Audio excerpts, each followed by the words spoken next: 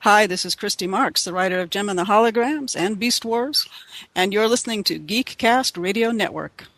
Today on MWIRE Weekly, we have tons of trailers to discuss, possible Knight Rider casting, and a discussion of the latest remake of Robocop. All that and more coming up on MWIRE Weekly.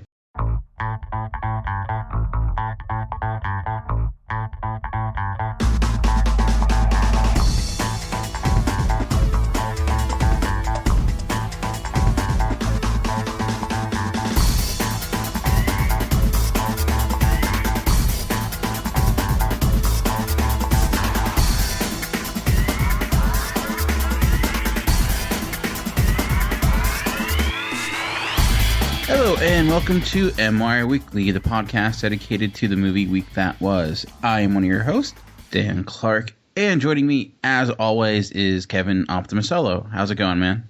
It's going excellent. Going well. Is your winter, you surviving this awesome winter? I am ready for it to be over. I guess we got spoiled with some mild winters in the last decade, and this is not one of them. No, yeah, it's saving up for one big pile of dump of winter, but yeah, I'm ready for spring. I'm ready for like the summer movie season, and just because it'll also be warmer. So yes, double bonus.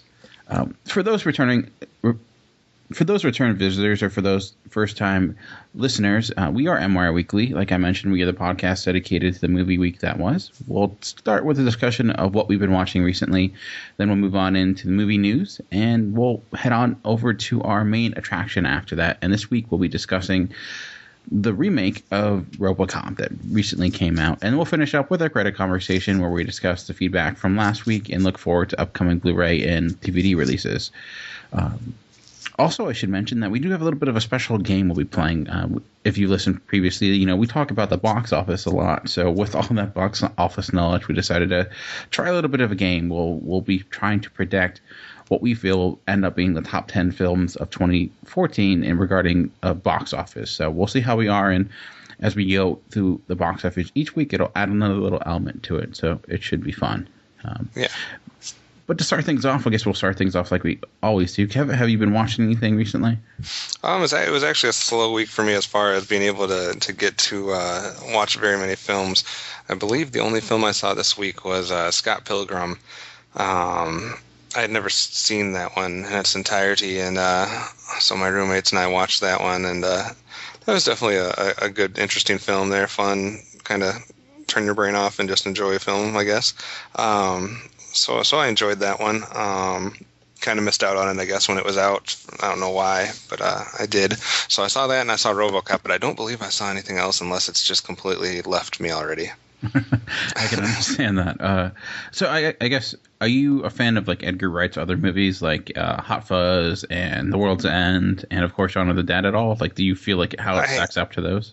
I haven't seen any of those I haven't seen any of them from beginning to end. That's on my list of things to watch. Okay, yeah. It took me, I think I watched Shaun of the Dead like 4 or 5 times until I finally sat down to watch it like straight through. So I can understand that.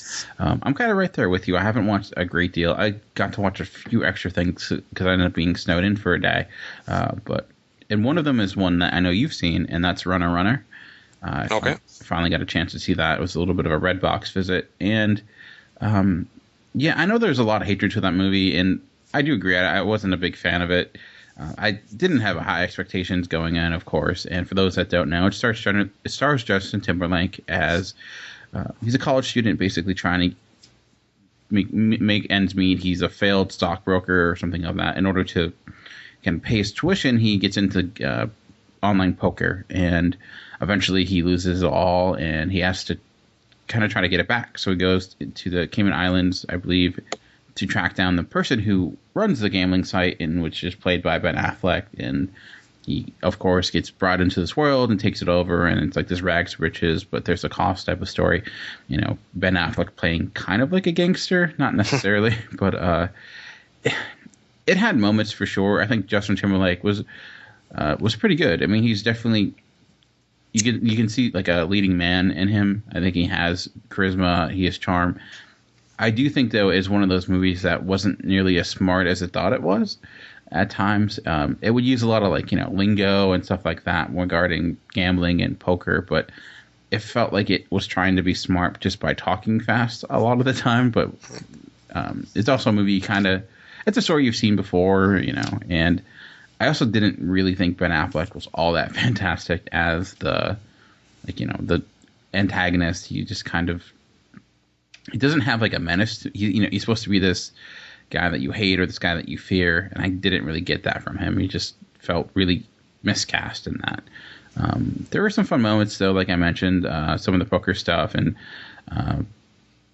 the relationships and whatnot worked for the most part, but it's a fine rental. I wasn't the biggest fan of it, but I think it had like a 12% on Rotten Tomatoes. I don't know if it's that bad, but I couldn't necessarily recommend it either. So yeah, I echo all that. As time has passed, it was. I enjoyed seeing Justin Timberlake, and I was interested just to see how him and Ben Affleck would play off of each other, but it definitely didn't live up to the potential it could have had. There's a lot of movies last year about the pitfalls of being beyond filthy rich. Yeah. Didn't really recognize that as I was going through the year, but looking back, there was a lot of those stories where people just were making a lot of money and suffering, due to their choices or this, that, and the other. Yeah, very true. You had that, like Gatsby and Wolf of Wall Street. And, you also had Spring Breakers kind of mentions that a little bit, and a few others. So yeah, that was a big theme last year. Was the kind of like the take on that American dream of getting as much as you can as quickly as you can, and the repercussions that follow. The other movie I saw, well, I'll go with another 2013 film, which is very, very different, which was Enough Said, starring Julia Dreyfus and James Gandolfini. It's a small independent film, kind of like a romantic comedy in a way, and I did actually enjoy this quite a bit. It's very charming. The chemistry between the leads is very strong. It felt very realistic at times. Like there's a really great dinner scene between them. Like it's a first date, and it feels like a first date. Their conversations and the awkwardness, it really hits that. And I can't help but while watching this just feel sad because it's James Gandolfini and it's him playing against type for the most part. He's not playing a gangster. He's not playing some mob guy. He's like just kind of the big teddy bear in a way. Kind of like a slob, but you kind of just love him, and he's such a good guy in it, and he hits that role really well. He's really quiet in that role, and it's just sad because I felt like this would be a movie that could probably open up more doors for him and kind of get him away from being typecast. But unfortunately, with him passing away, that won't happen. Right. But my only really big issue with this, and I don't want to go into depth because there's a spoiler attached to it. There's this really big coincidence that happens that kind of ties the movie together. It's really like it's kind of this big reveal near the end. You know what's going on, but like halfway through, and it just felt unnecessary for this movie. It just felt like a really unnecessary gag that really didn't come to much. Like I said, I don't really want to give it away, but basically it involves a relationship between two characters and how close they really are without you knowing. But I don't know. I would definitely recommend it. I know it was nominated for a few Golden Globes, and I do agree. And there aren't a lot of amazing romantic comedies, but I would say this is a pretty good one. And it's a good middle-aged one, of course, because it comments a lot on marriages and comments a lot about second marriages and how to keep those together and the awkwardness with those relationships. But it's really good. I would highly recommend it. And I'll finish off with a kind of classic. I mentioned a few episodes ago that I'm trying to kind of knock some movies off of my list of shame, and I did last week with M and also Easy Rider. This one's not necessarily, the cinematic feat of M, but it's known to be really great, mostly because of the director and the person who wrote it, and that the writer being Quentin Tarantino and the director Tony Scott. And the movie's True Romance. Have you seen True Romance at all, Kev? No, that's also on my list of things that I need to watch. When I was making my decade list, I remember doing the 90s and 1993 and writing that one down as one of the ones I needed to see still. Yeah, and actually, I picked it up on Blu-ray at Target for $5. So I'm like, okay, now I have no excuse not to see it. Finally sat down and watched it, and I completely understand where the love of that movie is coming from.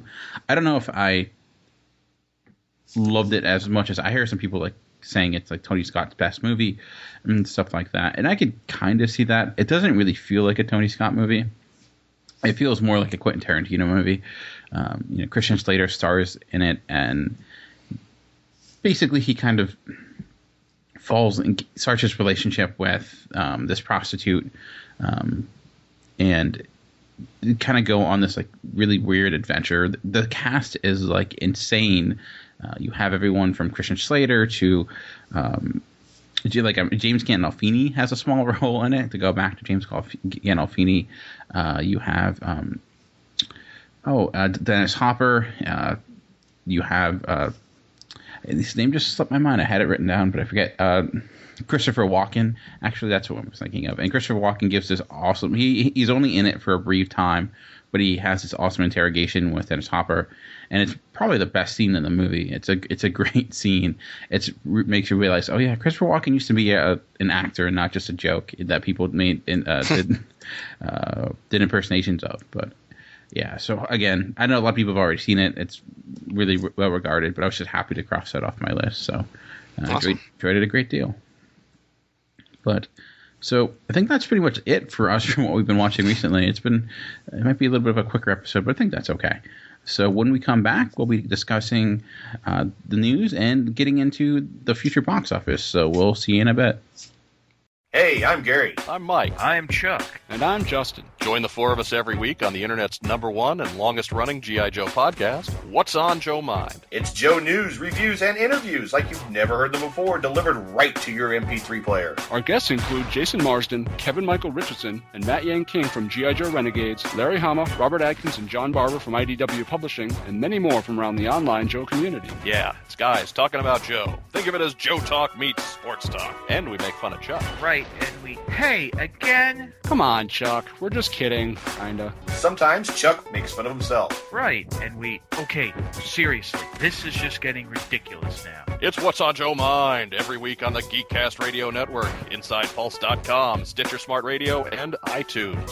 Download and listen today. I suppose I still can't say something about Transformers, can I? Good. No. What about sports? That sounds good. Yeah, that's all right. All right, and welcome back. We're going to begin the news like we always do with a look at this past weekend's box office. And I think we called it last week. It was kind of an obvious call, but we went with it anyways. And #1, again, is, of course, the Lego Movie, the first blockbuster of 2014, ranking in another $48 million. So with a total gross of $129 million. And a budget of only $60 million, making it double its budget already in only 2 weeks. So we know it's getting a sequel. Something new.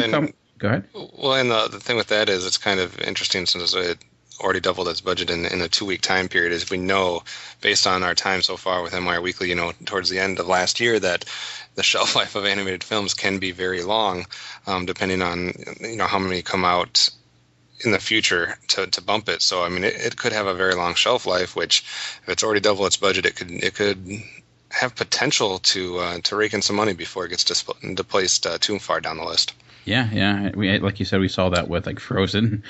Frozen and Despicable Me, and even a couple of other ones from last year that just lasted a long time. But another thing, just real quick before you move on Lego Movie, it's interesting. You don't always have a #1 as far as the best box office of the weekend that also had a drop in 30% from last week. Usually you see an increase or a flat line of a brand new movie, not always where you see one that has a decline like that's still in first place. Yeah, very true, very true. We had a few new films come out last week, and the #1, the highest ranking film debut, of course, is About Last Night, with it being Valentine's Day. Not too surprising, coming in with $27 million. Not far behind our main attraction for this week, Robocop. Not necessarily the biggest date movie of the year, though that is what I saw at the theater with my wife on Valentine's Day. So who knows? That came in with $21 million. And #2 from last week, Monuments Men, drops all the way down to #4 with $15 million, and finishing off the top 5. Another big release for last weekend, which was Endless Love, coming in with $13 million. Looking at just the new ones from this week, we talked about how it would rank out. So we had About Last Night, then Robocop, then Endless Love, and then Winter's Tale. So it was interesting to see how those shook up. I wasn't quite sure exactly how they were going to line up, but not super surprising, I guess. Yeah, I mean, again, about Last Night making a good amount of money, and I wonder if it's a Kevin Hart factor. That guy can just rank in box office. I mean, right now he has 2 movies in the top 10. Kind of crazy. Yeah, for sure. I would say that that the people behind RoboCop have to be somewhat disappointed with that opening, though. Only because of its budget size, and if it only got a fifth of its budget back in the opening weekend, they might be a little nervous. Yeah. It's with a budget of $100 million. If it could crack, it's going to be an uphill battle for that to crack 100 million. But I guess on the bright side, there's not a huge amount coming out for this rest of this month, so maybe it will have a little bit of a staying power. Well, and the other bright side for it is, number one, there's not a bunch of huge movies that are going to displace it, but also there's not a bunch of movies in its genre that it's competing against. Very true. I mean, Jack Ryan Shadow Recruit's not really competition for that, and there's really nothing else even in the top 20 that is that type of film. So maybe it can have, even if it can just have the same and kind of flatline a little bit and have 15 to 20 million for a few weeks, it would be a positive for that film. Very true. Very true. Anything else in the box office kind of stand out to you? Not necessarily. Obviously, we still have a lot of the Oscar films that are up there, still kind of trickling in some dollars. Big drop for Labor Day, went from 10th last week down to 17th. So that was kind of a surprise that it dropped as much as it did, and now Vampire Academy and a few things like that are ahead of it. But other than that, no, nothing that's too surprising. And if you look at our yearly box office so far, which we started doing last week, as we predicted, Lego Movie has taken the top spot now for 2014, and the top 5 is made up of Lego Movie, Ride Along, The Nut Job, Jack Ryan Shadow Recruit, and then Monuments Men, all in the $40 to $129 million range. Interesting. One thing I did want to make note is officially, though, with The Wolf of Wall Street, didn't make a lot of money last weekend, but one thing it did do, it became the highest grossing movie for Martin Scorsese ever. Which is kind of crazy. With making it right now, it has $110 million. So never would have thought that, but I guess part of that is inflation and stuff like that. Because you think about it, his last big hit was probably, he's had a lot of, but like things like The Aviator and Kings of New York didn't really have the box office of Wolf of Wall Street. So interesting. I guess if you count on inflation, I'm sure things like Goodfellas would make a lot more. But the fact that theater prices are a little higher, I think it accounts for that a little bit. But a little bit interesting. I think it's one of those. I could see that being one of those trivia questions you get in the future where people, aren't really sure. But yeah, for sure. And Frozen, as we mentioned, has been moving up the ranks a little bit. It was, I think, at last time we checked in all time, it was like somewhere in the 27th range. It's now into the 23rd all time domestic gross for box office at $376 million. It's a million behind Lord of the Rings: Return of the King. Wow. And it's probably going to be, that's crazy. I never would have guessed. Yeah, and then after that, it's about $4 million behind Star Wars: Revenge of the Sith and Finding Nemo. Jeez. So definitely an impressive showing from Disney. Yeah. You think that'll make $400 million? You think it could crash that?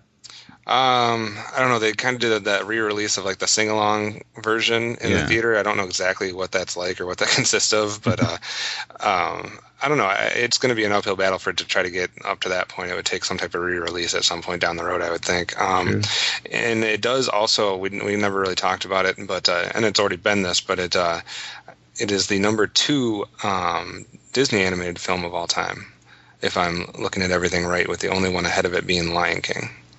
Makes sense. So, very interesting there. And speaking of the yearly thing, maybe you can talk a little bit more about what we're doing with that. Yeah, so basically what we decided to do, kind of a little bit spice to this countdown each week, was we're going to try to guess what we feel will be the top 10 movies of box office by the end of the year. So, before you get too far into it, what we're actually going to do, and maybe we can give a brief, how much, because we basically started doing MWIRE Weekly and started looking at the box office numbers on a weekly basis when the show started. But how much prior to that did you pay attention to the box office numbers? Have you is it something that's piqued your interest for a long time? Is it something you're fairly new as far as getting involved and tracking it and seeing what types of films do well and different trends and stuff like that? How long have you been kind of aware of the box office or paying close attention, or is this something that we're just kind of starting together? Well, I never paid as much attention as we do now. I think I would just see what won for the weekend, and I never, seeing how much, what was number one. That was I always found that a little bit interesting, and then checking out what made it by the end of the year. But I never really, considered money wise, like how much something is making or its longevity. It's more of a week by week thing. So I always was curious about that, but nothing to this extent. But how about yourself? Kind of in the same aspect. I always seem to look at the all-time list to see which films are making it up there, and which over time which decades which films are doing good for that decade or whatever. And like you said, I've looked to see what film is top it on a weekly basis, but I've never looked into it like we have been with this.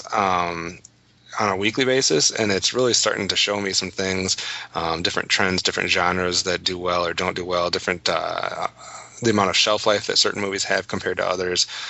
So obviously we're not super well versed in all things box office. So this is going to be kind of an initial attempt to try to predict the box office. So might be completely terrible at it, but it's going to be fun to see how we do along the way. And as we track it and as our films come out that we're about to list, we'll be either disappointed or I guess looking forward to seeing how much they can bring in. Yeah, very true.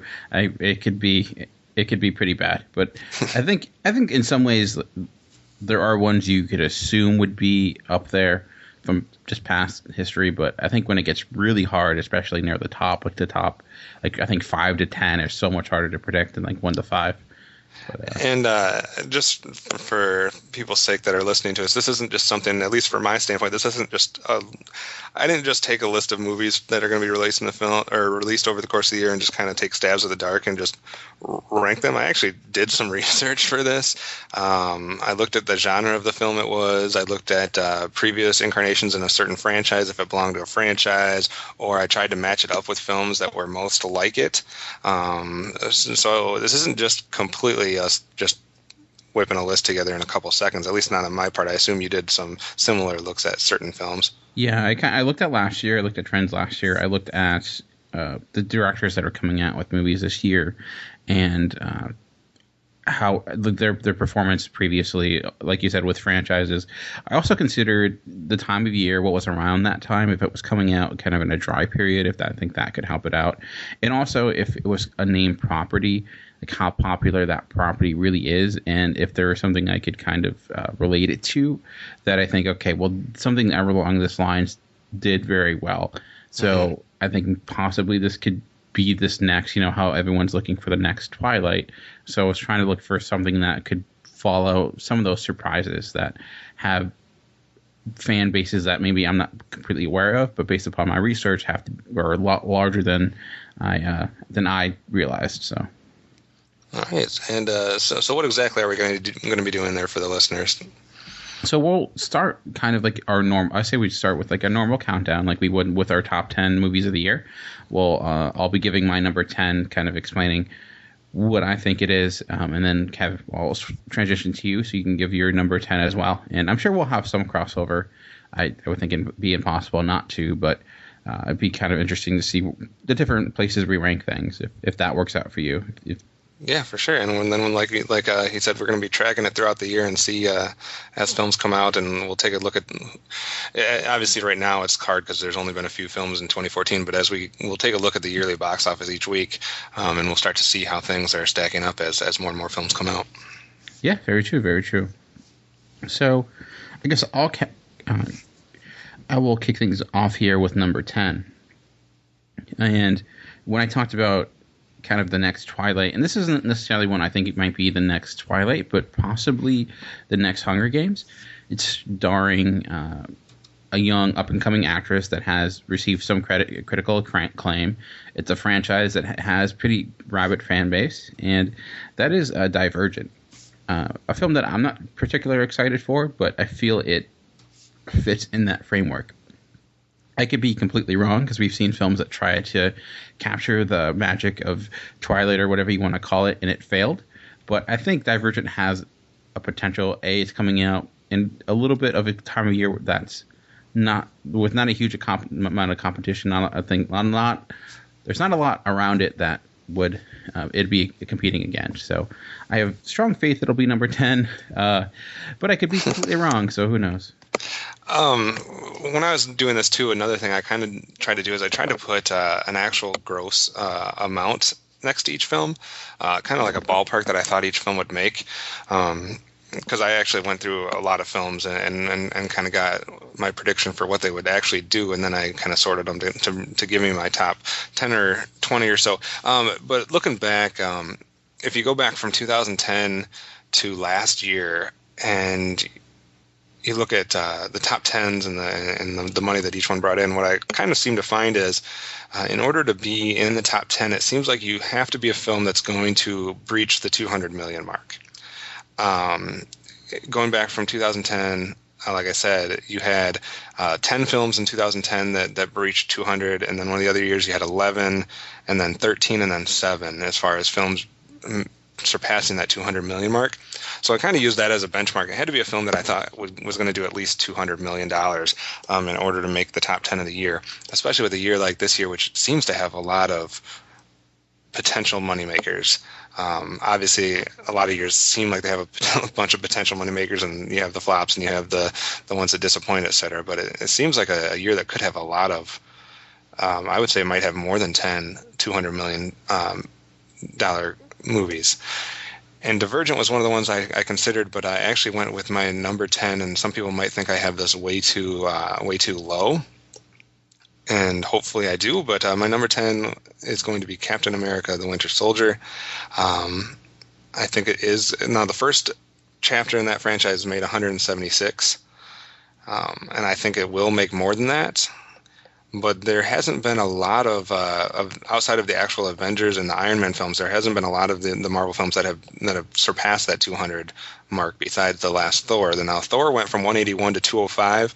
And I'm putting it this one about the same, going from 176 to around that 205 million mark. So that's why I thought maybe Captain America might take that 10th spot.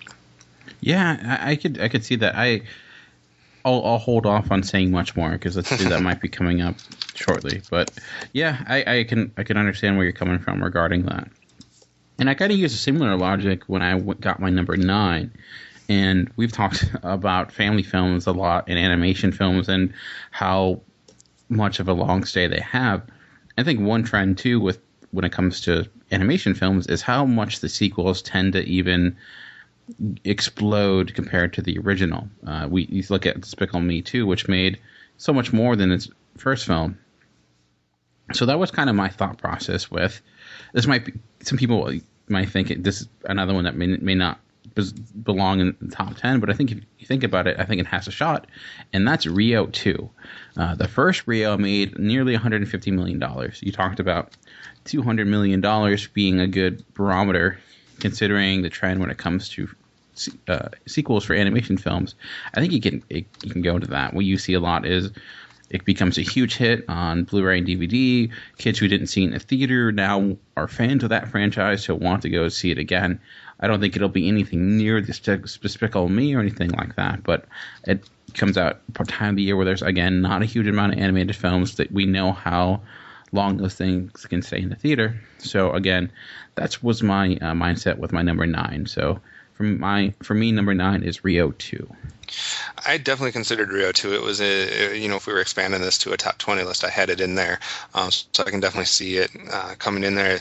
And it is hard to see some sequels to animated films. It's almost different with animated films. Like sequels to live action films seem to drop a little bit unless that first one is so good that it really pumps people up.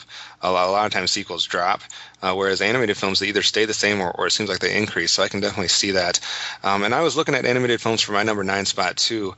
And I feel like I'm somewhat cheating here since it has already been released and we know it's done, decent so far. But I think the Lego Movie has the potential, especially coming out this early in the year, to have enough time to be in the theater, whether it be through re-releases later on or just as long as it's going to stay here, because I don't see it being displaced right away in as far as animated films. So I can see that lasting. I have it about in the $210 million mark. I try to compare it to kind of unique animated films that we've seen recently. And if you look at, animated films, you have like the ridiculous, like Frozen and Despicable Me 2 and Finding Nemo, who are up skyrocketing, past that 370 range. And then you have like a tier below that where like Monsters, Inc., The Incredibles, and Shrek were all in like the 260, 280 range. I don't see it anywhere near that. Brave, Cars, Toy Story 2 were all about the 230 to 250 range. And then after that, you get into like Tangled, Happy Feet, Ice Age, Madagascar, and Wreck-It Ralph, which were all in like the 180 to 200 range. And I kind of think maybe the Lego Movie would be akin to something like a Wreck-It Ralph, which was at 189. So I think it's going to do maybe a little bit better than that coming out so early in the year. So I had the Lego Movie at number 9. Well, interesting, because I have the Lego Movie at number 8. So again, I kind of wanted to put it a little higher. I debated. I was looking at Oz the Great and Powerful, which came out around similar time last year, and that ended up making it in the top 10 for 2013. And unexpectedly, again, something that I think stayed in theaters and had a huge shelf life. So I thought similar with Lego, but I went up with number 8 with Lego. I could easily see this making it even higher, considering the fact that it's dominating right now. It's getting great reviews, so it's probably going to stay that way for quite a while. But so pretty much just echo exactly what you said with my number 8 with Lego. All right, going to my number 8, I am switching things up a little bit here. Not necessarily, I don't know, I didn't expect this to necessarily be in my top 10, but as I was looking at things and kind of trying to be somewhat, scientific, I guess, with this, I came down to the film Godzilla that's going to be coming out. Now, the trick here is we're just looking at what we're predicting for domestic gross. If we were making a list, based on the entire international and everything, that it would be different, because obviously that's going to appeal more than some movies, overseas, etc. But what I looked at for that one, trying to compare it a little bit, obviously there was a Godzilla film that came out way back in 1998. I don't think it's a fair comparison exactly to do that, but maybe gives you a little bit of a inkling as to the fan base. And the 1998 Godzilla film did about 136. Then I also looked at the King Kong film from 2005, which did about 218. And I think that's more so along the lines of what we're looking for, with the visual advancements that we've made technology-wise, et cetera. So I think it's going to be a huge improvement on the 1998 Godzilla. I think maybe around the 220 million mark might be a spot for that. I could be selling it short. Maybe it's going to be doing even better than that. If it gets, if it has good reviews right away and good buzz, I can see a lot of people seeing this. This is a film, though, that if it gets tanked right at the beginning, people might steer away. I don't know. But I have Godzilla coming in at number 8. Interesting. Again, I'll hold off because I think I'll be talking about that one shortly. My number 7 kind of goes back to one you talked about already, and that is Captain America. I too thought about making it higher, but I'm apprehensive because I feel like Captain America and Thor, they did well, but they didn't do amazing. They didn't do Iron Man numbers, so I don't see Captain America doing the same. It's also coming out in April, so it's a little bit early for the summer movie push that you're used to. So I think it's going to do well. I think it's going to do much better than the original did, but I don't see it making it anywhere past number 7. I still think that character is a hard sell for certain people. So, and I think it's going to have that Marvel push like it always does. I think Marvel was required to have a movie in the top 10, but I don't see them cracking the top 5 for 2014. So, so that's my number 7. So what is your number 7? When I was looking at this list, I was forced to look and say, there's got to be some animated films in here somewhere. There always is. If 2010 had 4 animated films in the top 10. If you look at 2012, It had 2, which seemed like a lower number. Last year, you had Frozen, Despicable Me 2, Monsters University. So you had 3 in there. So I figured there had to be some animated films. We already talked about the Lego Movie, as well as you talked about Rio 2. I think another animated film that has a good chance of obviously ending up in the top 10 would be the sequel to How to Train Your Dragon, How to Train Your Dragon 2. The first one did $217 million. I don't know if it will be a huge jump up from the first one. The first one was pretty well received. It has they had the animated series, and so I might be selling this one short too. It might be higher, but I kind of ran into somewhere around the 220 to 230 range. I think it probably, as far as what I'm thinking, will be the highest ranked animated film at the box office. I think there's one that is a sleeper that could get a lot of buzz later on. I did not rank it in my top 10, but I have How to Train Your Dragon 2 at the 7th spot as the highest, as far as myself goes, the highest rated animated film. Interesting thread. There's an interesting trend right now, and that's the fact that I feel like my bottom 5 and your my bottom 5 seem to come right after yours, and that's the fact that my number 6 is also Godzilla. Well, not also, but my number 6 is Godzilla, and I thought it would. I could see this getting even higher. I do think Godzilla is a little bit not the name for people in America as much as it is overseas, like you mentioned. I think when people hear Godzilla, they think of that bad Roland Emmerich movie from the 1990s with Matthew Broderick. But that trailer is just amazing. I think it's going to sell a lot of people. I did kind of look at like Pacific Rim, though, which did not do very well last year. But I don't know if it's a true comparison. I mean, you have something like Cloverfield, which wasn't nowhere near the top 10 when it came out, but I think it did have pretty good traction, and it doesn't have the budget of Godzilla. It doesn't have the cast of Godzilla. Also, the fact it was shaky cam, so that could have stopped people from coming. So I think it has potential being one of the biggest hits of the summer. So I put it as my number 6. All right, fair enough. A lot of similarities, obviously, in our list. My number 6 is I guess maybe, if I had to say my riskiest choice of the countdown, it's probably my number 6, just because science fiction as a genre is so unpredictable as to how it's going to play out in the box office. I think science fiction, more than anything else, can just completely flop or can just get that buzz going that just completely goes crazy. I mean, we saw, obviously, with something, I know it's an extreme example, but if you look at something like Avatar, certain science fiction films, if they get a buzz behind them, can go crazy.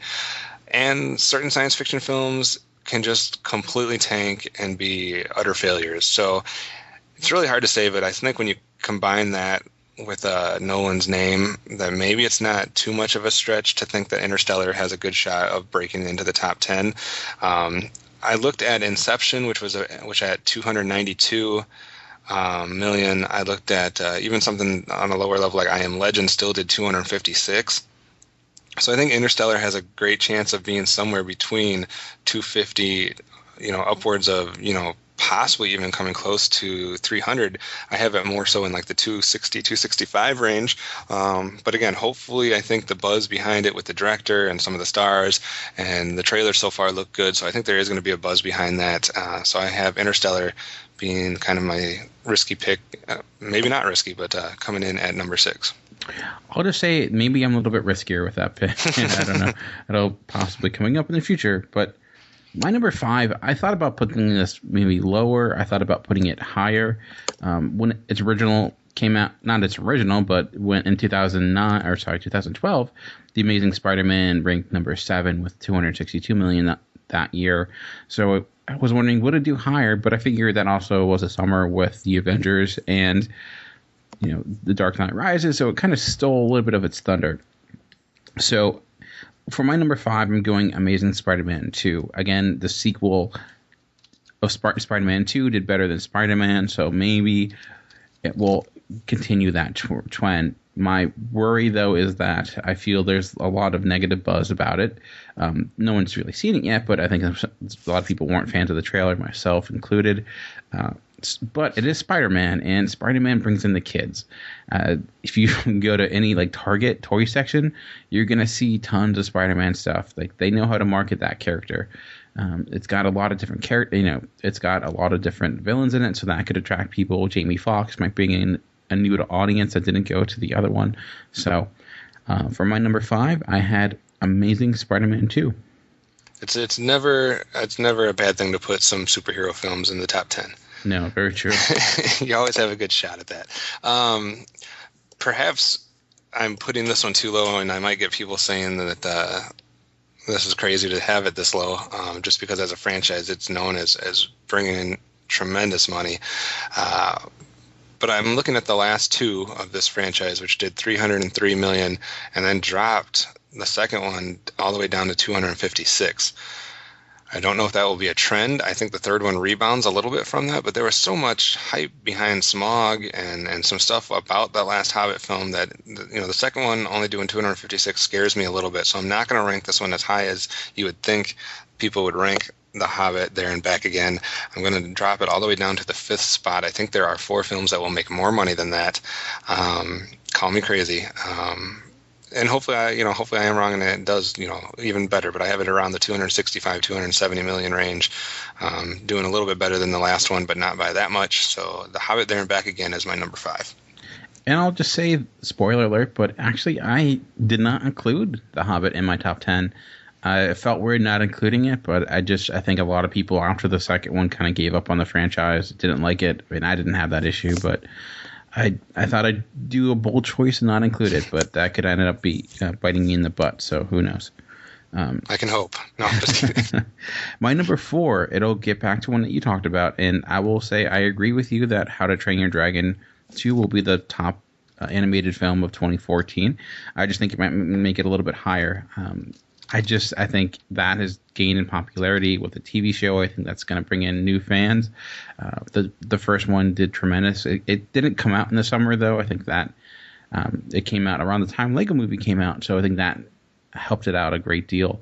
Ended up making more money that way. But again, it's that rule when it comes to animated sequels. They just tend to do better. Not always, but I think it will be the case with How to Train Your Dragon 2. So it also has 3D, and I think How to Train Your Dragon was a movie people purposely saw in 3D, and I think that'll continue again with this film. So unlike something like Rio, that doesn't really have a 3D component that's nearly as important. So I think that's going to be like a huge reason it does better and makes it up as high. So my number 4 is How to Train Your Dragon 2. What is your number 4? I'm going to go with a sequel as well for number 4, and just like you, I'm going to talk about one that's already been talked about. I do think The Amazing Spider-Man 2 will find itself somewhere in our top 10. Where that is hard to say. Now, if you look at the original trilogy, you had 403, 373, and 336. Those are all super impressive numbers. Anything over 300 million is top 50 all time at this point in our movie history. So, they have the original Spider-Man, all 3 in the franchise are basically top 50 films all time.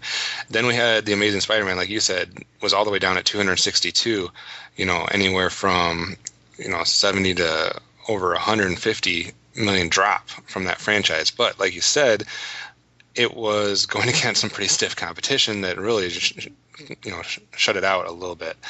Not saying that there's not stiff competition here, but we don't have the Avengers, we don't have the Dark Knight going directly against it. And like you said, Spider-Man is one of the most beloved superhero characters of all time. So I see it possibly rebounding a little bit from the 262. And if it's going to do better than the first one did against that stiff competition, and the first one did 262, that puts it somewhere between 260 and 300. And if it does that, I think it has what it takes to crack our top 5. So I'm going to put it at our number 4 spot, The Amazing Spider-Man 2. Great. And for my number 3, I'm talking about one that you talked about already. And again, this is when I looked at the director and I'm like, okay, this guy is box office gold. I can't put him any lower than number 3. I just can't do it. And that is, of course, Christopher Nolan with his movie Interstellar. I also looked at something like Gravity. Not exact comparison. We don't know what Interstellar is really going to be like, but we saw there was a thirst there for science fiction or space with Gravity, so that could help it even more. Like you, I looked at Inception that came out, made $292 million. Again, that's a summer film, but it didn't necessarily feel like a summer film. You also have Matthew McConaughey, who could potentially be an Oscar winner by the time that movie comes out. Right. So, has a lot going for it. Again, Nolan's a person I trust. I think his name carries more weight to it than I think any director going right now. You know it because when you see the trailer, it doesn't say from the director of Dark Knight. It says from Christopher Nolan. He's kind of even gone beyond. He's become like the name brand director, like Steven Spielberg of our generation. So I think that is a big reason this movie's going to do as well as it did. Like, I think you could probably put another director on this movie. I mean, maybe it's just as good, but I don't think it'll make nearly as much money. So that's why I went for it for number 3. All right, a bold move and possibly one that'll pay off towards the end of the year. I feel silly, like maybe this is the riskiest pick I have because it's not on your list at all, I'm guessing. I have a good idea what your next two are. And I don't think this one's in there, but I just can't ignore the money that the previous films in this franchise have made. I did not have this in my list of most, films I was looking forward to most in 2014. Some people thought that was odd, but the first film made 319, the second film made 402, the third film made 352. Even if it drops 50 million from the last one all the way down to 300, I still think that's enough for it to break our top 5 and possibly top 3. Regardless of the turmoil behind it or the people that hate certain people involved with it, I can't ignore the money that Transformers makes. So I'm going to put Transformers Age of Extinction at number 3. Like I said, even if it's the lowest making film out of the 4, even if it drops 50 million from the last incarnation, it's still going to make 300 million. Yeah, we'll definitely see.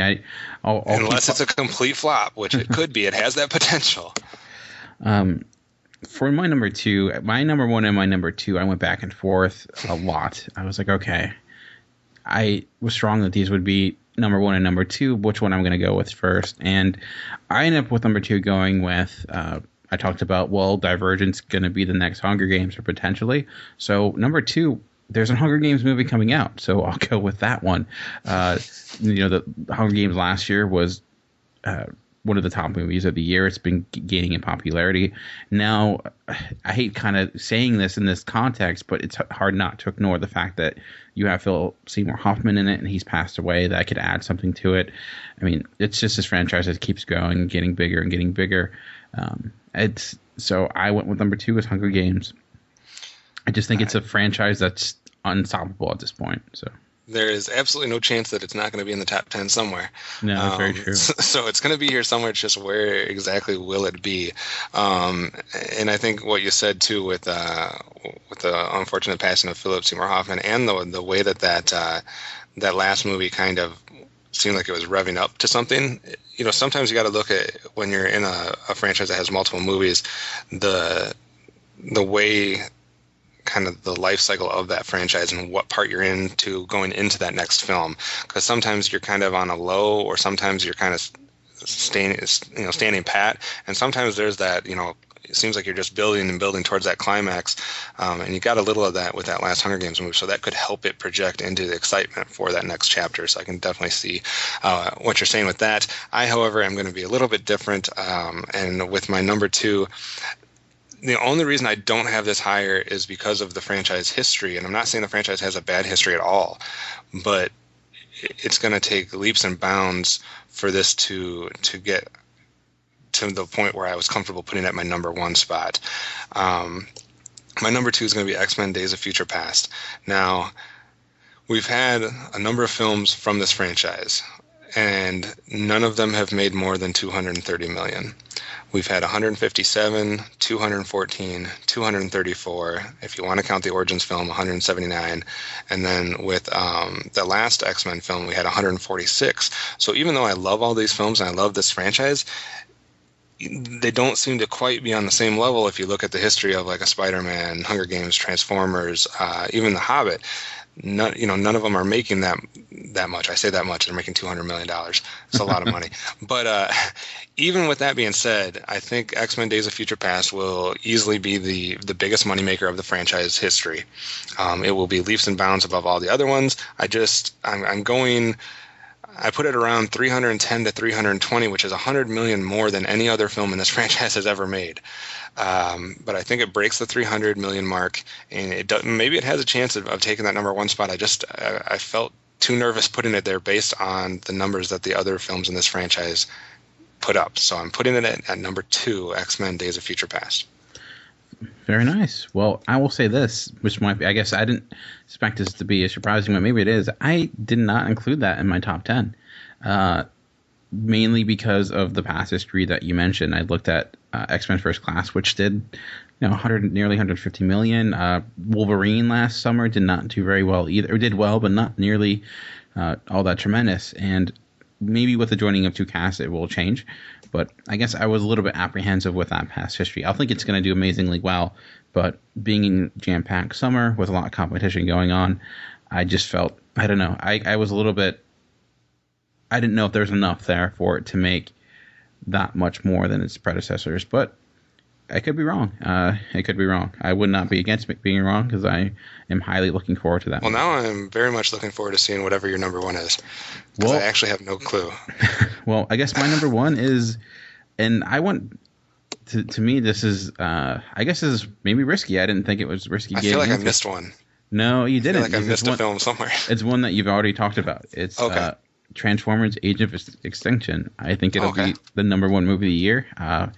Will it be good? Who knows? But Transformers films are huge. And again, you have IMAX considering you have the fact that this franchise is just, everyone seems not to like the movies, but yet everyone goes to them and they just get bigger and bigger and bigger. You have Mark Wahlberg now, and I think that's going to be huge. I think he makes a lot. He has a box office draw to him to a certain extent. Look at Lone Survivor. Look at how well that did. Maybe not just of him, but I mean, he's had bad movies here and there that haven't done well. But he look at something like Ted that brought in a lot of money. So he does have a lot of fans.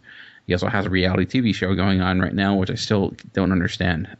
But Michael, and it's going to have, I think that the dino factor of the dino botch, I think it's going to be huge. I think that could bring in a lot of kids like the Transformers movies always do. I couldn't find any research. I tried to find out if it was in 3D or not, but I wasn't able. It didn't say it was, so I don't know if that's for sure. The last one was, so I would assume this one would be too. But so that's something I also considered. 3D IMAX. That's increased ticket prices. So I see that happening. So for my number 1, I went with Transformers: Age of Extinction. So Kev, I'm curious to find out what your number 1 is. My number 1, like yours, was one that you had already talked about as well. If you look at the past, just as far as which films have made the most money, it's no shock to see Transformers up there. We both listed Amazing Spider-Man, which as a franchise does amazing. I had The Hobbit on there, which has made a lot of money. But I obviously can't ignore, and I haven't listed it yet, so I would have to list it at number 1, because otherwise I'd be a fool not to have it in my top 10. And that would be The Hunger Games: Mockingjay Part 1. Like I said, I just think the direction that those movies are going leads more people in to be excited for this one with the ending of the last Hunger Games film. I think the way that it left, you double that with the death of Philip Seymour Hoffman. You look at the 423 and 408 million that the last 2 films have done. I think this has a chance to be, at this point, the highest of the franchise. And if those were at 408 and 423, that puts this one possibly, I think, at the highest one, which could be 430. I just don't know if any film will have enough to beat that. When you're looking at a film in the 430s, now you're talking top 10 of all time. And I don't think we're going to see 2 films next year that are both going to be in our top 10 of all time. We could. It could be that type of year because, if you look at Transformers, the highest one of that franchise ranks 18th. The highest Hunger Games right now ranks 11th. So they could be going back and forth against each other. maybe I'm the fool for throwing X-Men in there when the franchise has not done well historically as far as the type of level we're talking about. They obviously have all been successful. So yeah, I have Hunger Games Mockingjay Part 1 at my number 1. Very nice. Interesting to see that a lot of similarities in our list, just differences in where we put it. There's only 2 differences. I have X-Men and The Hobbit ranked, and you have Rio 2 and Divergent ranked. So outside of that, the other 8 films that we have are identical, just different in placement. Very true. I'll just run down my top 10 one more time real quick. My number 10 was Divergent, like you mentioned. Number 9, Rio 2. 8 was Lego. 7, Captain America Winter Soldier.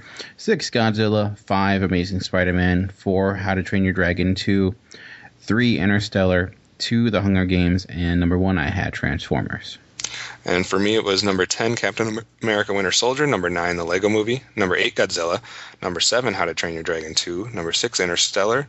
Number 5, The Hobbit There and Back Again. Number 4, The Amazing Spider-Man 2. Number 3, Transformers Age of Extinction. Number 2, X-Men Days of Future Past.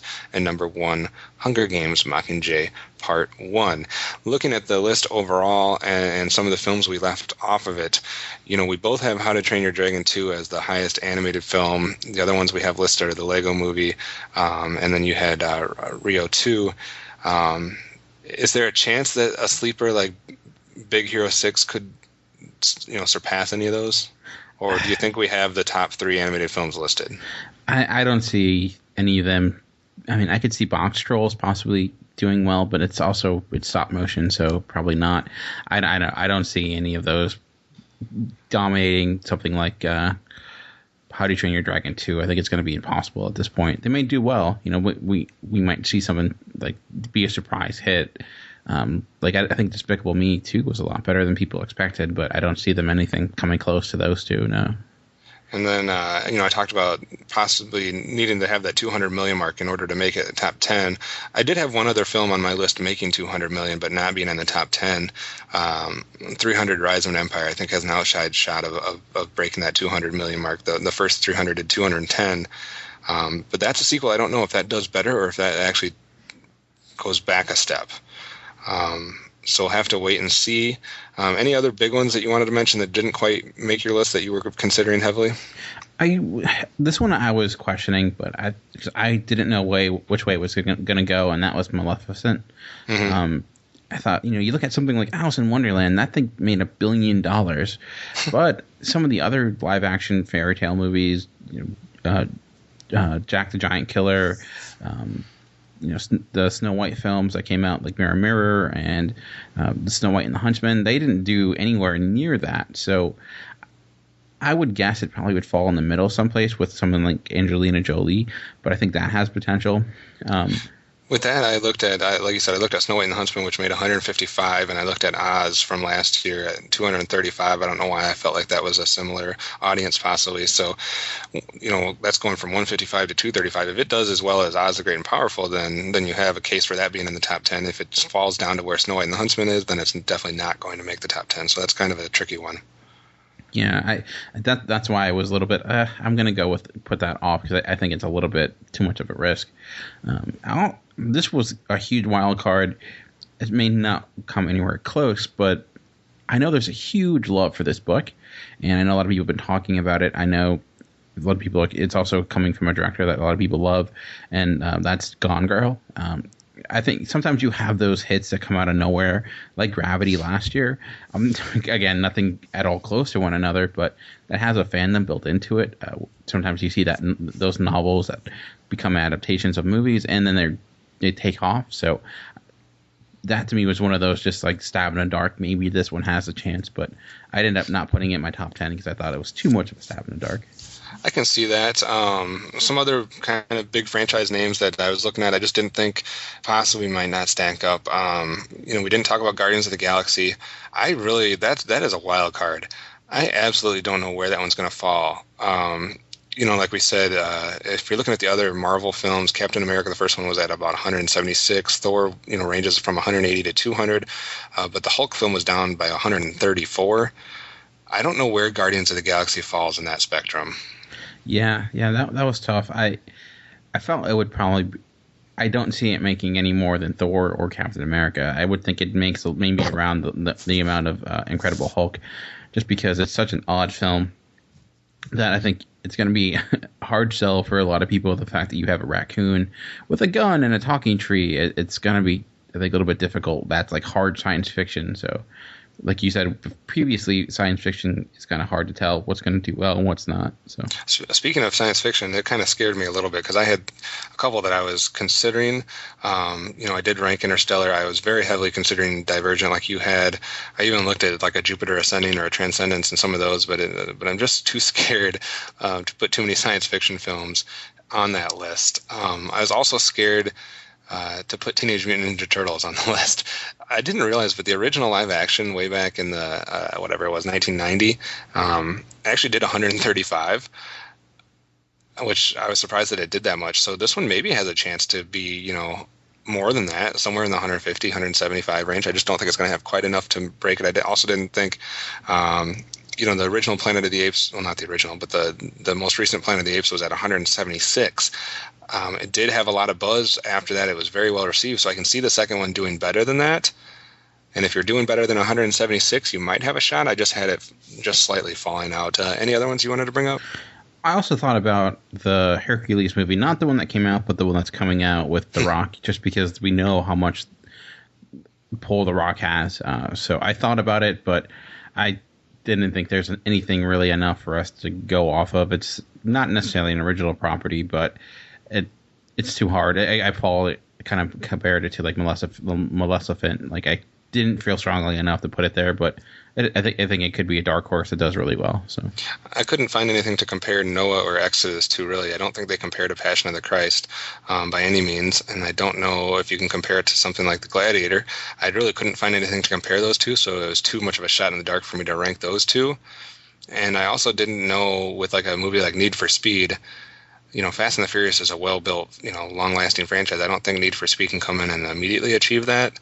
But I guess there is that fan base out there for that type of movie. And another thing, nobody, you or myself, have not ranked any in our top 10 or even talked about is there's not a single comedy amongst it. And I know comedies don't make a ton of money, but if you look at like every once in a while there is that comedy that comes out like a Hangover or Wedding Crashers that does break the 200 million mark. Do you think there's any comedies that have even close to the potential of doing that this next year? I personally didn't see any. I know there's not Hunger Games 2, Horrible Bosses 2. I don't see it happening. When we talk about trailers, there's that movie Tammy coming out. We know how much. I mean, Melissa McCarthy makes a lot of money for her film, so possibly, but I don't know. Nothing comedy wise. It seemed like another not a strong year, at least box office wise. Yeah. I looked at Dumb and Dumber 2 or Night at the Museum 3 as possibilities, but I just couldn't put them in my top 10.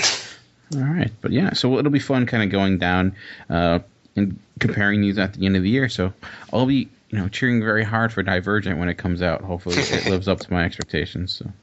All right. Anything else before we get into this week's headlines? No, hopefully you guys enjoyed that, and you can track them along with us. Like I said, we'll be checking in each week, and as these films release, and seeing how it'll be a little more exciting to see those opening week numbers, and to see now that we know what we're looking for, as far as some targets possibly being that 200 million mark, et cetera, for ending up in the top 10.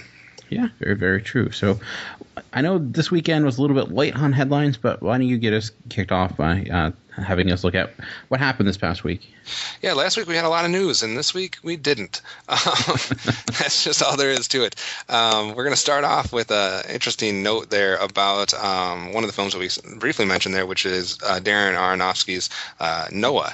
Apparently, there was different cuts of that one being sent out as far as gauging audience response, etc. And at one point they were maybe going to go without his cut of it, which I guess angered him a lot. But it seems like the studio, Paramount we're talking about, has decided that they are going to release his cut of Noah, which I believe it said it was 2 hours and 12-minute cut getting the nod for the release. So I always think it's good when the director gets their wishes, because they're the ones that are putting the vision together, and if you slice and dice it and stuff like that, it's just never fair to them.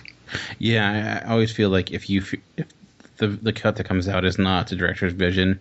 When you like critique it, it almost comes with an asterisk because you feel like you're not watching the movie that was meant to be made. So Right. yeah, I agree.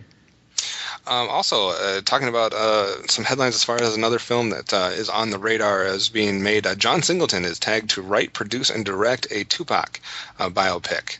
So a long-planned project finally up and running. What do you think about that one?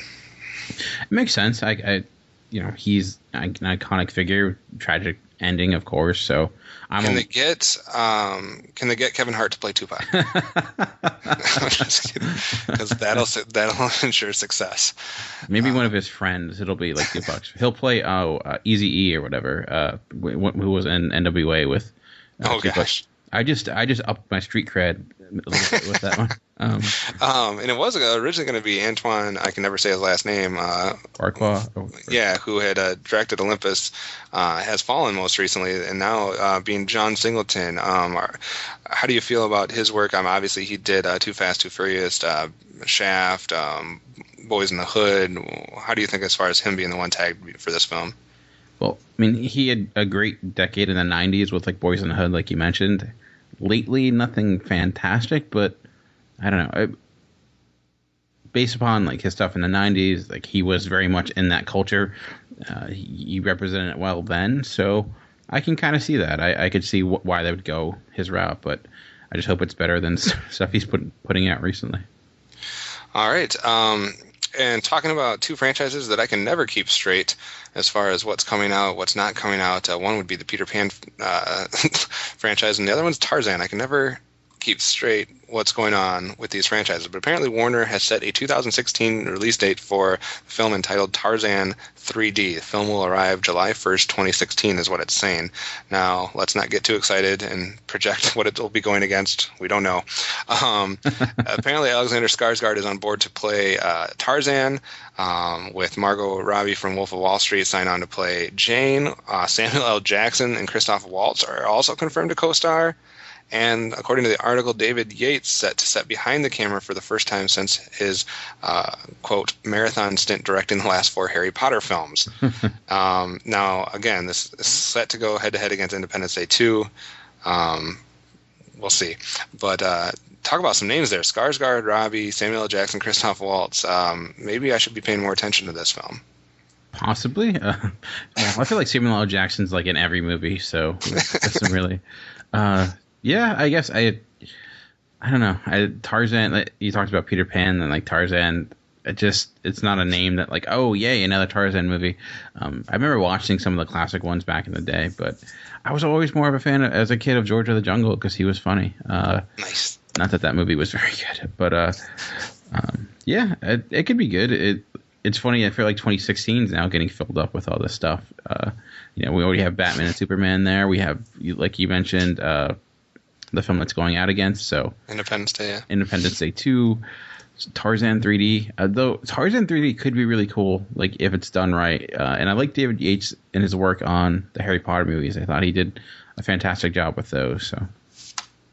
All right. Well, not a lot of casting news. Just one piece that I know will find one person at the network very excited. Apparently, Chris Pratt and Danny McBride, or maybe he won't be excited. I don't know what he feels about these two individuals, but they are to star in a Knight Rider movie. According to this article, that is dream casting. So I don't know what that means exactly. So yeah, proposed adaptation of Knight Rider, according to these two, Chris Pratt and Danny McBride, and it's saying that Pratt is in line to take on David Hasselhoff's role as Michael Knight, with McBride being the voice of Kit, which is what they're rumoring that to be. What do you think? So Kit won't be nearly as elegant as he was back in the day when he was voiced by Mr. Feeney from Boy Meets World. Right. I guess it sounds like it's going to go that route when we do the remakes of the 80s properties where it's more comedic. If it's going to be voiced by Danny McBride, he's okay in my book. I'm not the biggest Danny McBride fan. I think he works well. I thought he was really funny in This Is the End because he was kind of playing like a joke of himself. But I do feel like he gets a little bit tiresome at times. But maybe if he's only a voice, it wouldn't be too bad. I mean, I honestly, I'm not huge on the Knight Rider franchise. I watched the show a little bit back in the 80s. I wasn't a humongous fan of it. But I don't know if I can see either of these people in that role unless you say like they're going to take some other type of weird angle towards it, which I don't think would go over very well. But maybe I'm wrong because it seems to have done well with 21 Jump Street and a couple other films like that. So I just don't see Chris Pratt as Michael Knight, and I don't see McBride.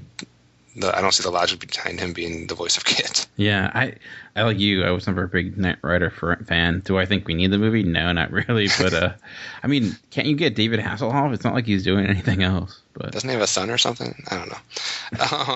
But yeah, he definitely isn't doing anything else.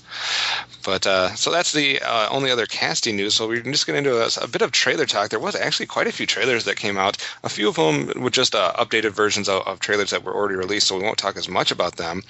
But if you're interested in any of these trailers, and then we'll talk about them a little bit, but Two Faces of January, The Double, Under the Skin, a new trailer for Transcendence, Brick Mansion, Tammy, Think Like a Man, Authors Anonymous, The Love Punch, The Bag Man, another one for Nymphomaniac, and Drive Hard, as well as an updated one for Joe. Which ones of those caught your attention? Actually, the one that really caught my attention the most was Joe. Looks like Nicolas Cage is actually going to do acting again, which is nice. He's not done that in a while. Coming from David Gordon Green, who was kind of on a downward slope, but came back last year with Prince Avalanche, which I thought was really good. Also, is Ty Sheridan, who was in Mud, who I thought was excellent in Mud. So I'm super stoked for that movie. I'm kind of thinking, like, I probably should have put that in my most anticipated, because I think that looks really good. But did you get a chance to see that one? Yeah, that was one that I saw the original spot for it. I talked briefly about it last week. It did seem interesting. I could see that, I kind of made it an analogy to Labor Day in a bit, as when Josh Brolin is basically a convict that's somewhat playing a role model father figure to a child. It reminded me of that a little bit, so I'm definitely interested in that. Which other ones caught your attention? The Double, which looks really... It stars Jesse Eisenberg, and the trailer is really like odd in a good way. Like, it's hard to really even understand what's going on with it. Really, you just hear like a voiceover and a lot of scenes that are kind of between. Like, you really have no idea what the plot is or anything like that. Very existential, very kind of cryptic with what it's doing. It's also interesting because in that trailer, certain times they would, when they were introducing each actor, some of them they were showing twice. Yeah. Like the name flashed twice, and some of them it didn't. And with the name being the double, and I know it's something to do with at least Jesse Eisenberg's having like a double, a body double of some sort. I don't know if there's going to be multiple characters that have that, or if it's just the one. There's a lot of mystery behind that one. Yeah, that to me looks pretty interesting. I'm kind of very intrigued by that. Like I have no idea what it's going to be like, but the trailer has me interested.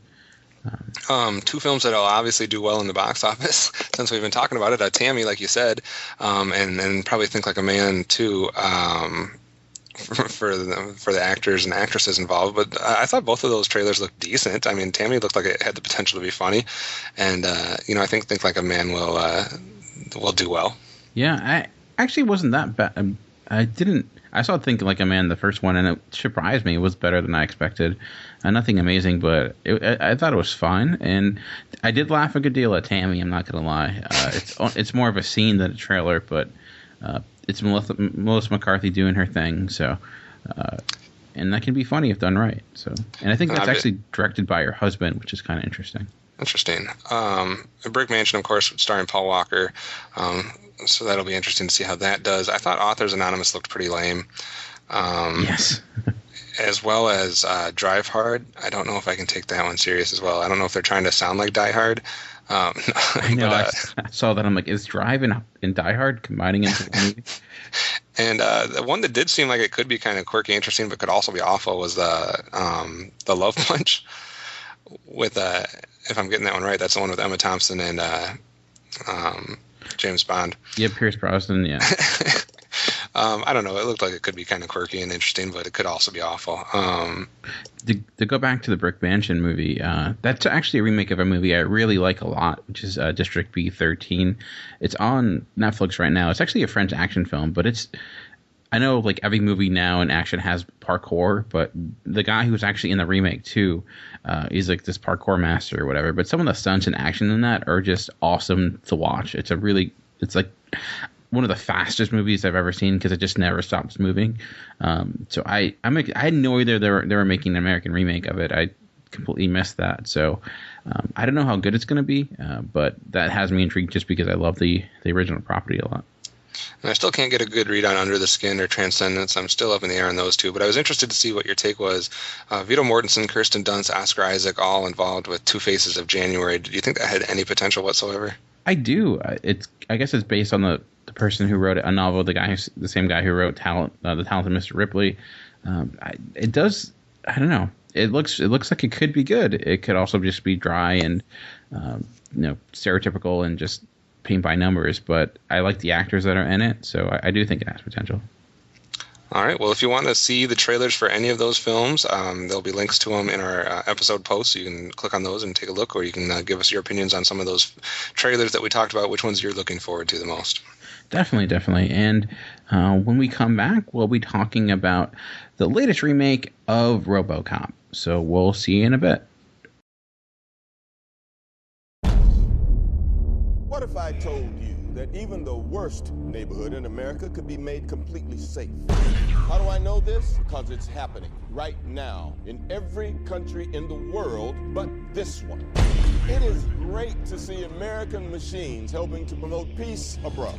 So then tell me, why can't we use these machines here at home? Why is America so robophobic? We need to give Americans a product they can love. Figure they can rally behind. We can't put a machine on the street. Forget machine. They want a product with a conscience. Something that knows what it feels like to be human. I'll give you mom a kiss. Hi, baby. Too slow, boy. We're gonna put a man inside a machine.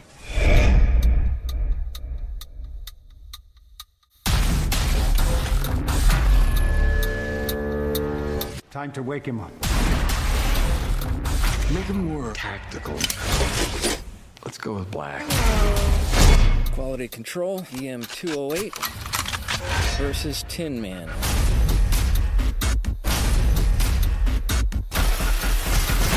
Wow. We are going to make a lot of money. He's coming. Gonna play good cop, bad cop? Bad cop, Robocop. He's undoing what we did to him. Shut it down!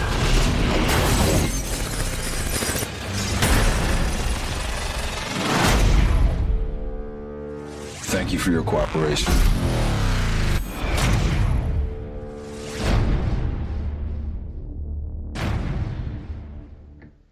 All right, and welcome back. Like I mentioned, we're going to be talking about the remake of Robocop, coming out, directed by Jose Padilla. I think I'm pronouncing that probably incorrectly, but it's starring Joel Canahan, Gary Oldman, Michael Keaton, and a few others. But I guess before we started talking about the new Robocop, it'd probably be a good idea to just discuss the old Robocop, and if we were a fan, never really got into it, if we liked the movie, all that great stuff. So do you have any fondness or any recollection of the original Robocop movie? I remember seeing it. It was kind of along that same time period when stuff like Terminator and Total Recall and there was that 80s time period when sci-fi was running rampant. And they all have that same feel to them, which is not bad.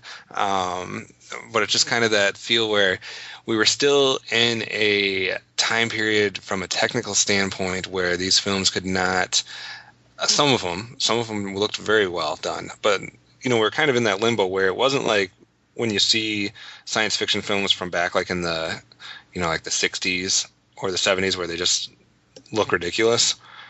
The 90s had that time where they were starting to look believable, but not to the point where we're at now. I guess this is something you can always say.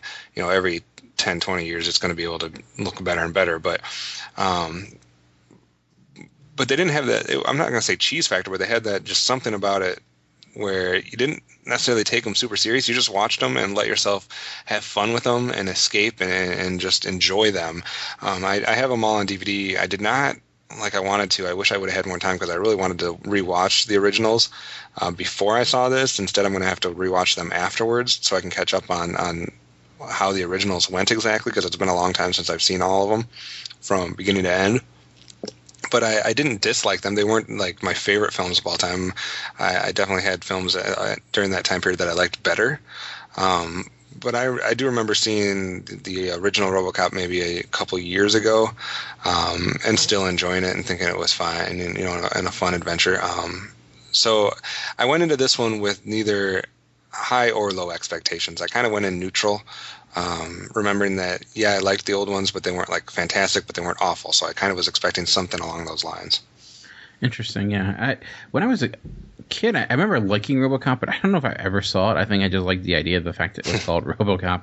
I think I saw it on TV or so, because I remember watching it a year or two ago. Again, I recently saw RoboCop 2 again, and RoboCop. And realizing as a kid, it's like, I don't think I watched this version of it because it's so much more violent than when I saw it as a kid. And I don't think I got it, obviously, when I was a kid. I just liked it because it was called RoboCop. I didn't really get the fact that Peter, Van Hoven was, doing a satirical take on the action of that day. I think a lot of people didn't. Like, when you look at his style of directing, he very much is not. He's giving you a movie that's very layered, and I think as an adult, I appreciate that movie so much more. How its violence gets so ridiculous and over the top that it almost becomes comedic in a way, and how smartly written it is, and how it, it's a lot of great deal of social commentary, and the satire is really on point. But you can also just appreciate it as an action film, a science film, and like you mentioned, some of the special effects are, don't hold up amazingly well, especially like Ed 209 with the stop motion animation that they kind of used for that. I always find it really funny where you see a scene of that character like trying to go upstairs and suddenly it's like on its back, and for no apparent reason there's like a tiger roaring in the background, like it's supposed to be making that noise. I just found that kind of odd. But so I do have a high respect for RoboCop. The sequel, RoboCop 2, is kind of nothing fantastic. It's kind of take it or leave it. Has moments, but nothing bad. I haven't had a chance to rewatch RoboCop 3. I remember as a kid liking it, but I think I just liked it because it was RoboCop, I'm sure, because all I hear is horrible things about it. So I've always wanted to go back and rewatch it, but like you, I'll have to do that afterwards. So I guess then the question is, how do you, with having very limited or kind of open up expectations with this remake, how do you feel it did? Like I said, I didn't go in with high expectations or low expectations, and the film, I will say, then met my expectations. It wasn't something I was upset about. It wasn't something I was jumping up and down about. I thought, from a visual standpoint, I thought they did a lot of things well. I thought they did a good job of updating things, but still capturing the classic look and feel for the most part. I think Michael Keaton was fine in that role for the most part. Acting wise, maybe the highlight of the film. Is that fair to say? I don't know. I would probably say that's a good assumption. I'm not going to be able to go into my major problems that I have as much because it would be complete spoilers. But I do have some major problems with how the ending is played out. Let me just say it this way. One of my favorite parts of the original RoboCop films was the fact that obviously we're dealing with, I like the concept overall. I like the whole idea of the whole man versus machine thing and how you balance that, etc. But in the original one, obviously he has certain programs that are in place. And I absolutely remember loving the part, and I'll have to rewatch this to see exactly how that sequence goes down, but where there is an individual that basically he can't do what he wants to do because there's a program that prevents him from doing it. But one of my favorite parts of the original film is then humans obviously I don't know, kind of touched on a bunch of flaws, I guess, of human nature. Number one, arrogance, I guess, or number two, the idea that that we're ultimately smarter than everything else, or that we, can outsmart or outfox things, and the fact that then that human character does something which bypasses the programming in a Robocop, which now makes him a criminal, which now allows Robocop to do what he needs to do. The situation presented itself for them to do something very similar in this film, and they chose not to. And I didn't quite understand why, and I didn't like how they did it instead, if that makes sense. Yeah, I actually kind of know where you're going, and I can kind of go off that, because there was stuff in this movie that surprised me. It started off better than I anticipated. But to kind of go off what you were saying, I think the biggest thing it lacked was that thing, like that, how they solve that issue is there's really very little reason for it. Things just kind of happen. And I think that's probably a big issue with me. I had with like the last, I would say, 30 minutes or so, where you lose progression of the story and things just kind of start happening. And there is little to no reason at times. It just seems to kind of fit. And I do think they got the character of Robocop right. I think they got I liked his look. I know there was a lot of people when like the first images came out that they were like, oh, it looks really stupid. It looks really dumb. But I think it fit. It's a little bit more sleek. I liked how they kind of played homage to the original with like the gray look in the beginning, and then they updated it. But I liked it. I thought it fit fine. The motorcycle thing I thought was pretty cool too. So I thought they got Robocop right, but I think they got the world he resides in kind of wrong. It just, the premise of the story really is like the idea is that Robocop is supposed to be created to try to make Americans feel more welcoming towards robots being on the streets, because it's a market that they're not tapping into. It's in the trailer. You can see that. There's robots across the world that America has put in different countries to kind of secure those areas, but they're not allowed in the United States. So let's get Robocop to kind of fix that. And I guess I just didn't feel like it sold that idea very well, or I felt the movie lacked an antagonist. Minus the person who helps create Robocop, I felt like there wasn't really someone really to get kind of angry with. We talked about Michael Keaton's character, and I liked his character. I thought he was a nice character, but I guess I felt like I don't have an enemy that this film is going towards, or I don't see like the point. I think it kind of loses a huge amount of steam near the end. Once like Robocop kind of starts rewriting his program, like you mentioned, I don't know. It just kind of loses its steam, and I'm just like, I don't know where this is going. Like, where are you going with this? And it just, I don't know. It felt really flat for me. I think I agree with a lot of things you said there. Actually, almost everything.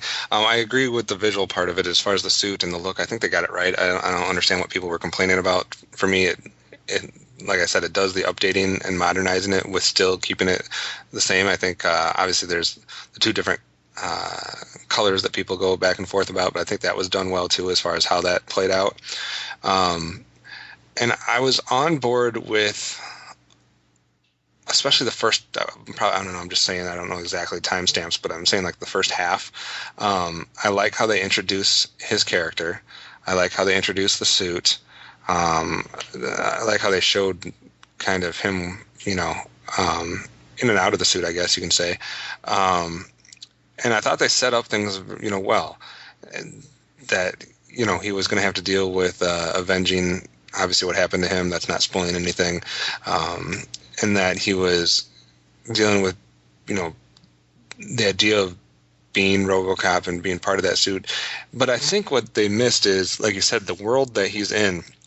They have one scene where he's, being unveiled, announced, where he isn't able to enforce the law right on the spot. I thought it needed more of that. It needed more of him dealing with society at some point first. Because basically they have this figure who's going to be the new look of law enforcement, making our streets safe, but they don't really touch any.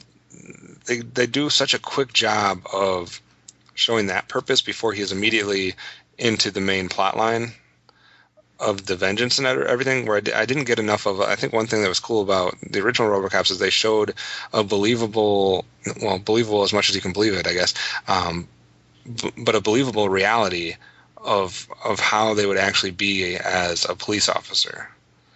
And I don't think we got the police officer part of this enough in this film.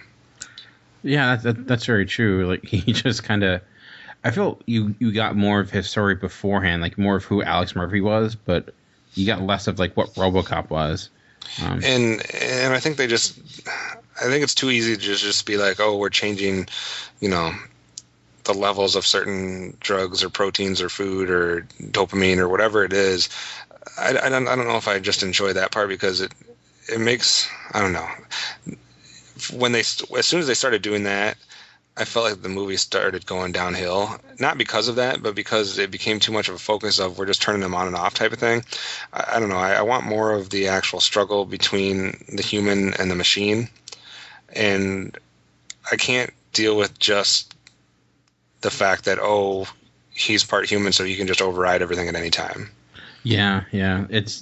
It kind of hinted at it. Like, there's a line like, oh, what is his soul? Because there's a factor we can't control, but it did lack. It felt like a really easy write-off. It's like, oh, he's human, so he's rewriting it. Why can he rewrite it? Well, it's because of the human factor, and that's it. Like, that's the reasoning you get behind it. And I think it would have been better if, like I said, like the original one, where either someone does something where all of a sudden it's within the programming, or he, as a human aspect of him, can trick somebody into doing something that then makes his program accept it.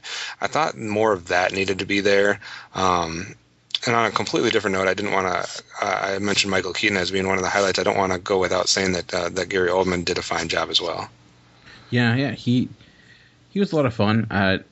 It was weird. Like, I felt like his character, in a way, I talked about how there wasn't really a villain, and I kind of felt like his character was maybe the biggest villain in some instances. Like, he, I think, was kind of brought into like the situation. He plays like a doctor, and but he does a lot of questionable things. But then he kind of, there's progression there, and I'm like, well, he's kind of like the person. I felt like most of the negative stuff that happens towards RoboCop was because of him, and I felt like that went unresolved.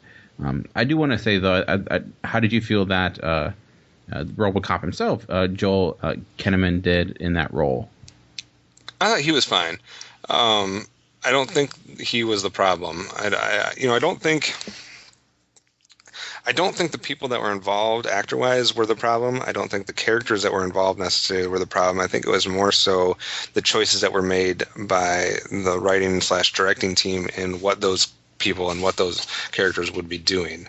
I think the setup was there. I think you had the people in place. I think you had the characters in place. I think you had the actors that fit those characters fine to pull it off, minus either needing more development with a few of those characters, like you said, in order to have like that antagonist.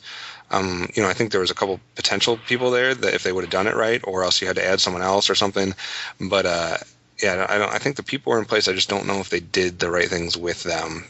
I think they did for half the movie, and they set it all up well, and then I just think it goes off kilter and kind of spirals out of control.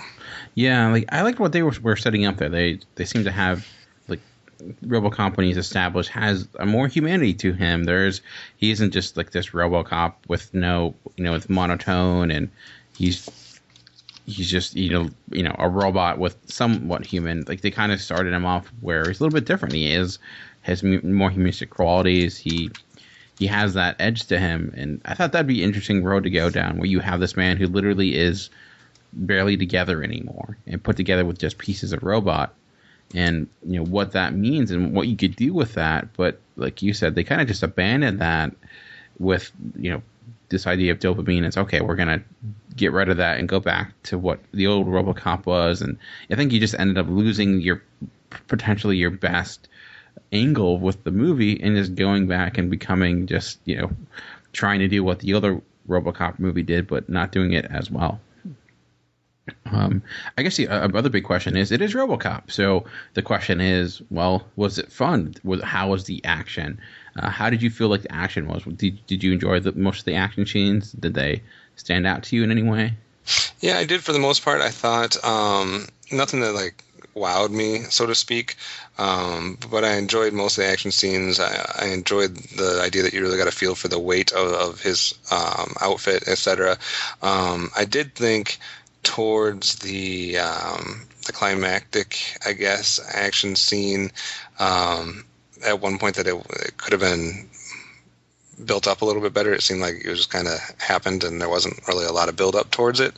But overall, I thought they did a good job showing his suit, his weaponry, and especially in the training scenes, they did a good job of kind of explaining.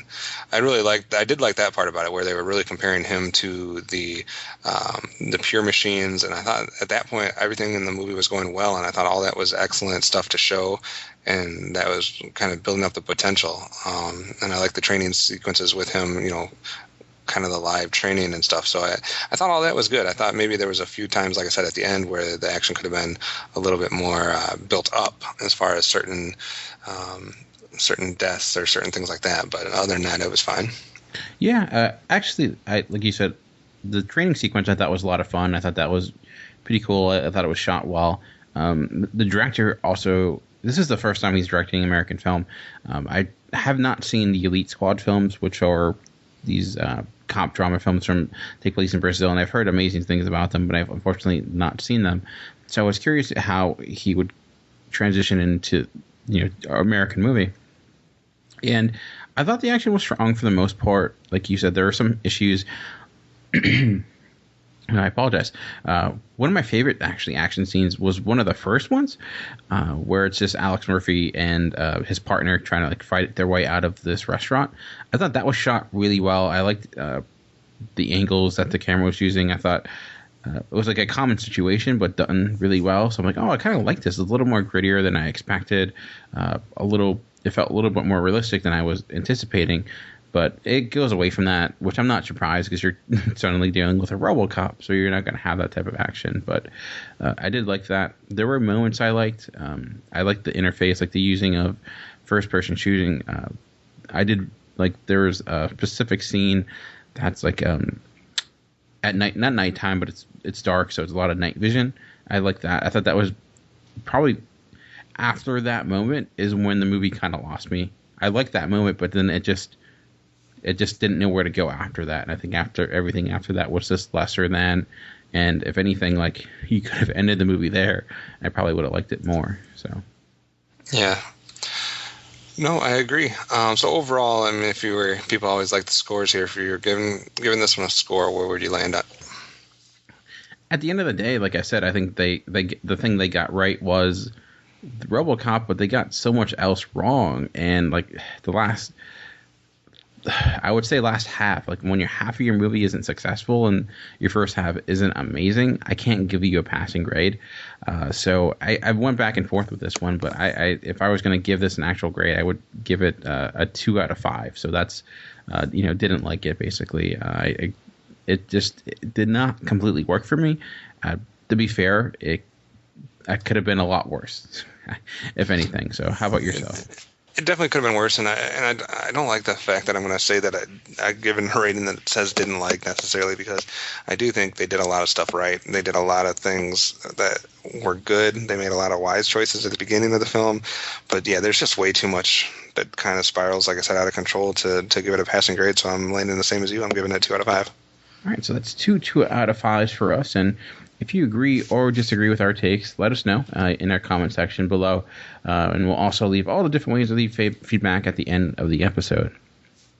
But before we go, we also want to take a look at the movies that will be coming out in theater as well as DVD and Blu-ray. And it is a slow week, to say the least.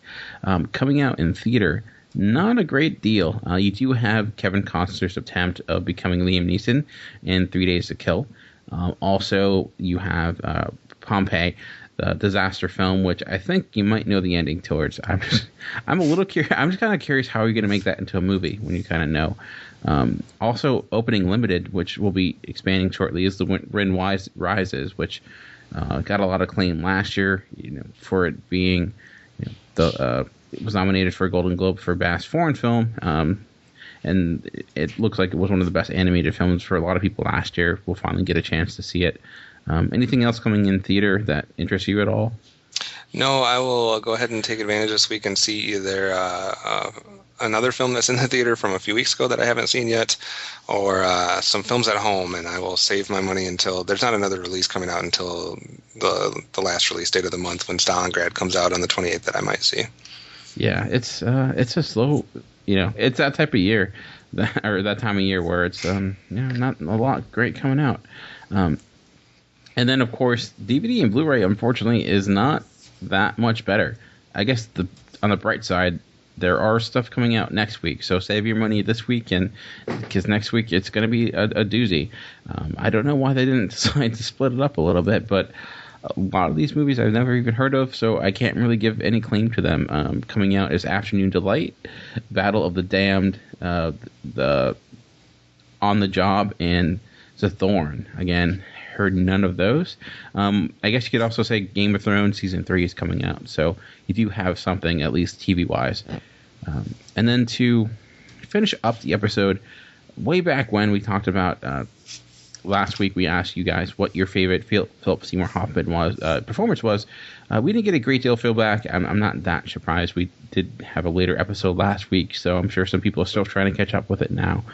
But we did get some people mentioning, what they liked, what stood out to them for Hoffman's career. There's a lot to choose from.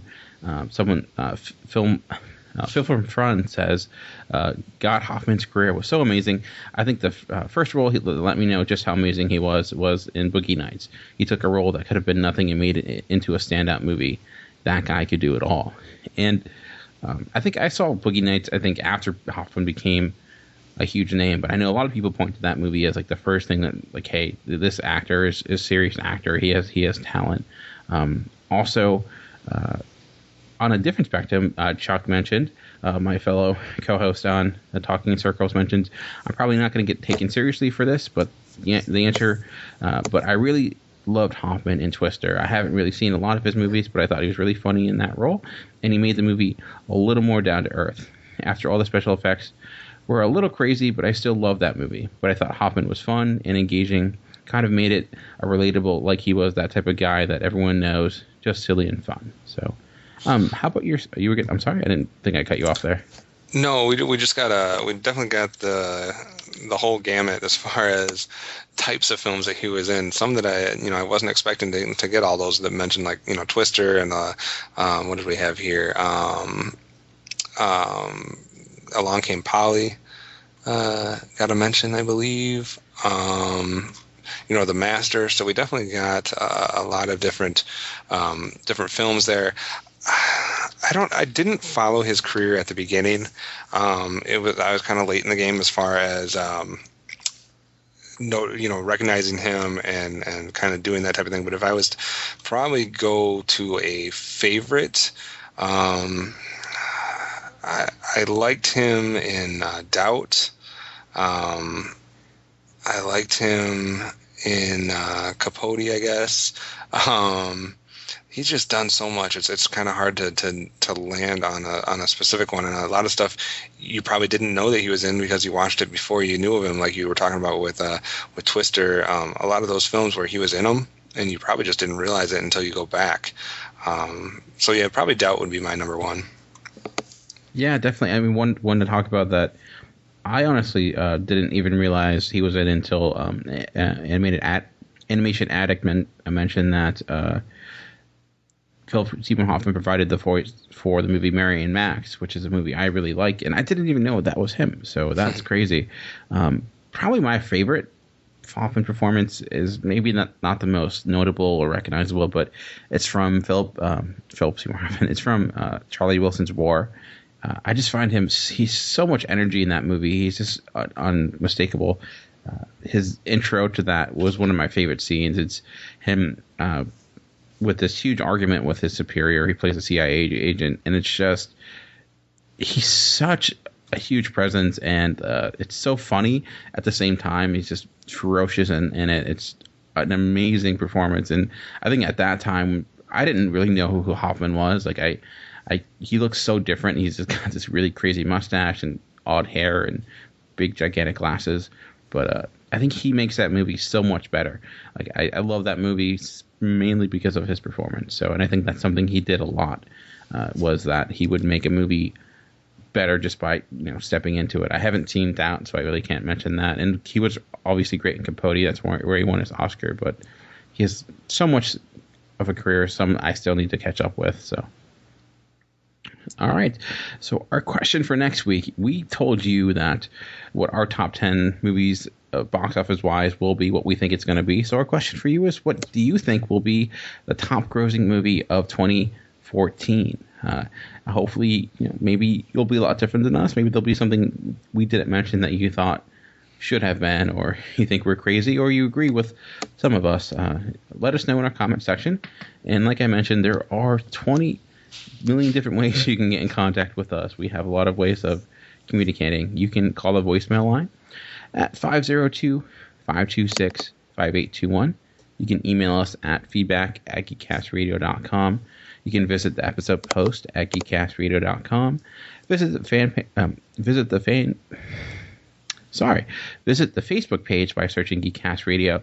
We're also on Twitter at Geekcast Radio, #MWIRE. My Twitter name is at Movie Revolt. And Kevin, what's yours? At Optimus Solo. And anything else before we bring this episode to a close? Nope, just looking forward to everybody's take on what they think will be number one in 2014. If they agree with myself, if they agree with you, or if they think we're both wrong. Yeah, looking forward to that as well. So that'll be it for us for this week. We appreciate you listening. And remember, for all things movies, keep tuned to MWIRE Weekly. We'll see you next week.